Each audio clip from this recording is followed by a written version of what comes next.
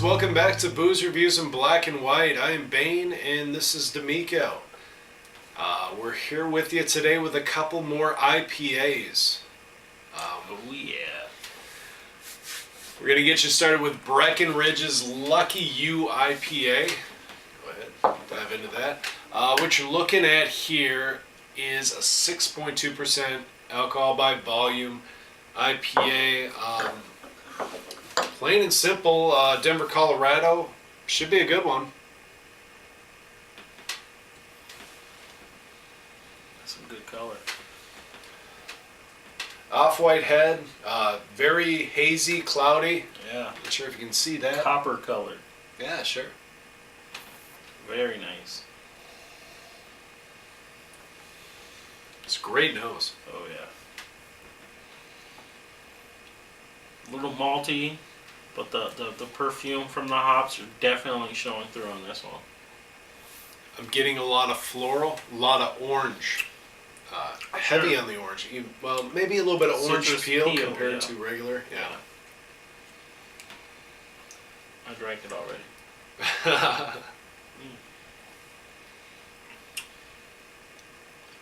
This is a stand-up IPA.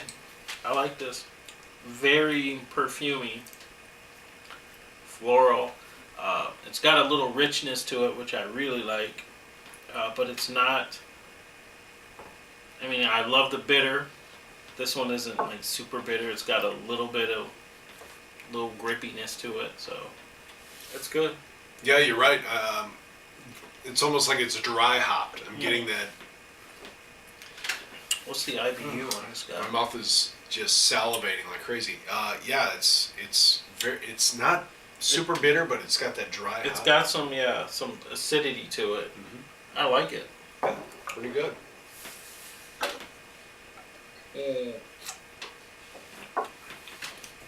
Would you rate this? Well, I tell you what, I'll probably give this.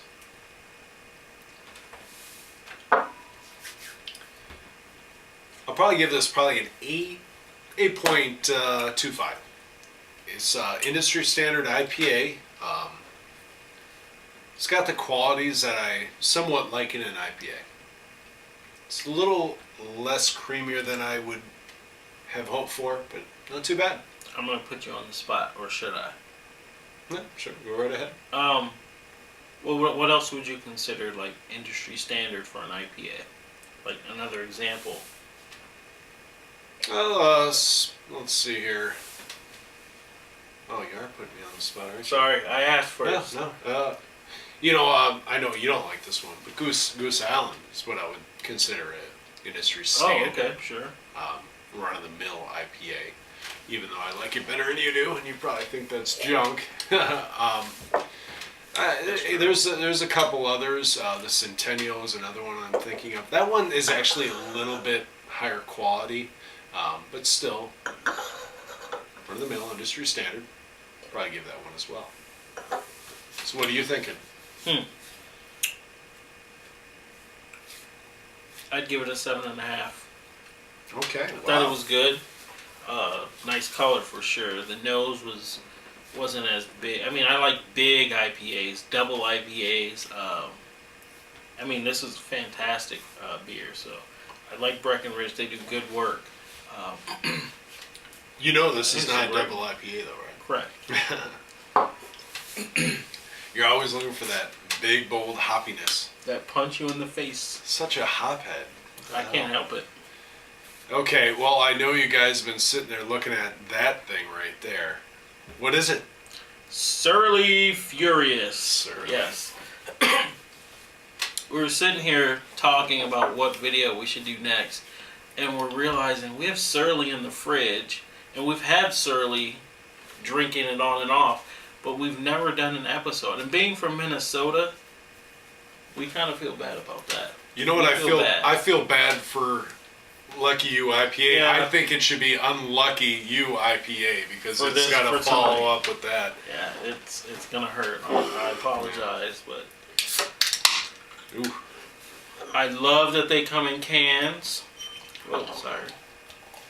Oh, look at that. Fire. Oh, I'm going to pour myself some more like that. We got a big can. There you go. A man look at who likes big cans. That's a solid finger. It's a solid finger sitting there. Hair off-white. E-Crew, I guess, is the color. I don't know.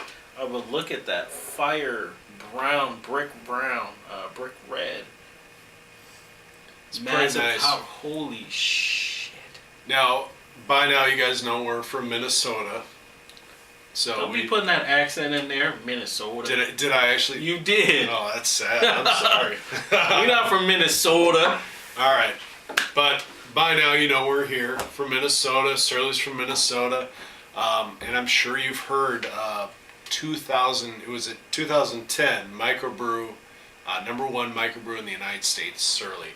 That product is so hot around here. It's crazy. I know that most people, have never seen it, can't get it, but even around here, it's hard to get. It is. There are stores that are on the waiting list still 3 years later to get this beer. They've been in business for 6 years, I believe now. So each year they get a little bit more and more production, and now they're going to build this huge destination brewery. So Right, and they actually had to, bribe some government officials. I'm pretty sure they did, They which is all good. They changed their laws around Hey, here. They're getting so big. Government officials are always on the tape. You heard it here. Especially I if said it's it. for a nice brew. Yes, for sure. Okay. Boy, Ooh. Bitter hops. Right on the nose. the nose big. is mind blowing.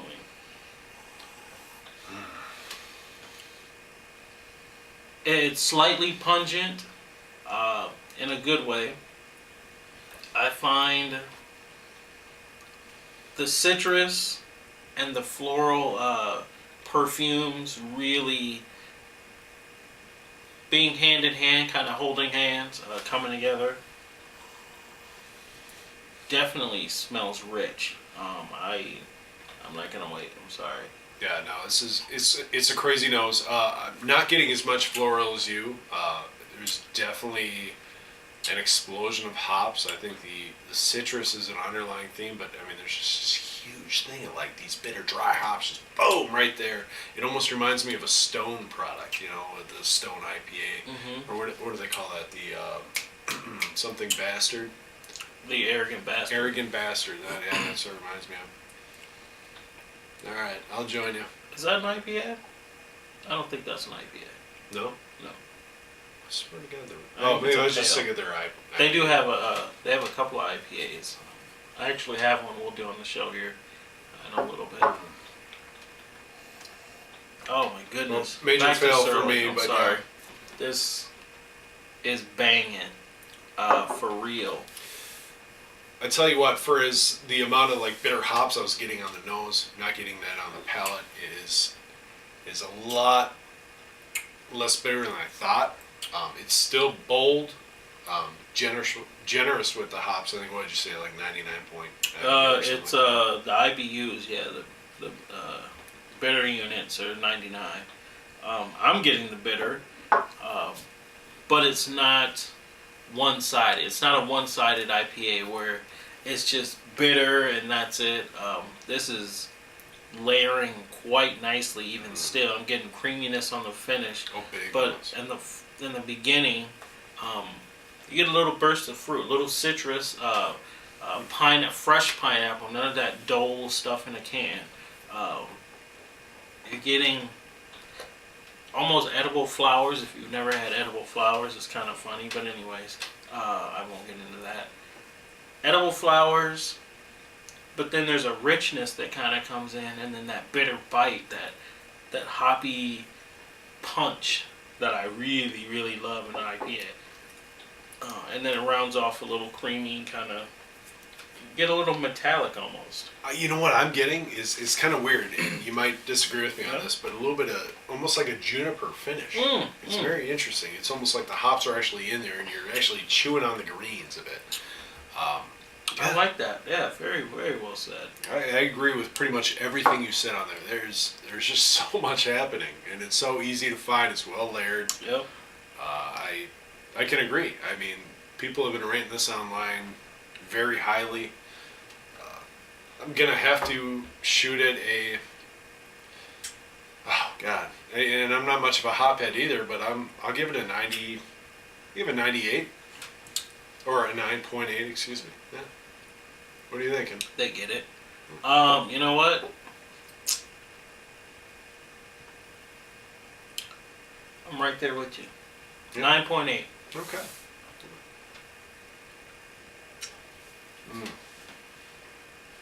Sorry, we just had to do it one more time. All right, so 2 nice IPAs for you. Check out this Breckenridge, a nice entry-level industry standard IPA for you. And then, of course, if you can find it, if you can get it, if you can get somebody to send it to you, check out the Surly Furious. We'd be willing to do a trade too. You can send us some stuff that we can't get where you live. We can send you some stuff that you can't get where you live. Think about that, huh? Such a dealer, man. That's crazy. Gotta subscribe and leave a comment, and we'll work some things out after that. For sure. All right. Thanks for watching.